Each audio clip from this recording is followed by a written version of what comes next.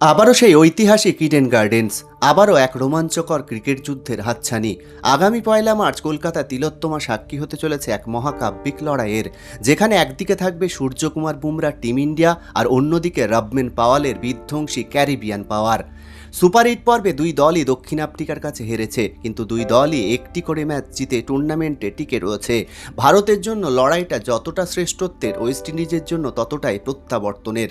কলকাতার ক্রিকেট প্রেমীদের কাছে এটি কেবল একটি ম্যাচ নয়, বরং ঘরের মাঠে বিশ্বকাপে সেমিফাইনালে ওঠা চূড়ান্ত পরীক্ষা। কিউরেটরদের মতে ইডেনের উইকেট হবে স্পোর্টিং।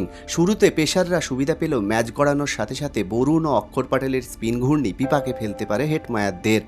তবে ক্যারিবিয়ান ব্যাটারদের পাওয়ার হিটিং ভারতের ডেথ ওভারের বোলারদের জন্য বড় চ্যালেঞ্জ হয়ে দাঁড়াবে। জসপ্রীত বুমরা বনাম পাওয়েল, এই দ্বৈরথ দেখতে মুখিয়ে আছে গোটা ক্রিকেট বিশ্ব। 1 মার্চের টিকিটের হাহাকার ইতিমধ্যেই শুরু হয়ে গেছে। ইডেনের 68,000 দর্শক যখন একসাথে ইন্ডিয়া ইন্ডিয়া চিৎকার করবেন, তখন সেই চাপ সামলানো যে কোনো প্রতিপক্ষের জন্য কঠিন। সিএবি সূত্রে খবর, ম্যাচটিকে স্মরণীয় করে রাখতে বিশেষ লাইট শো এবং আতশবাজির ব্যবস্থাও থাকতে পারে।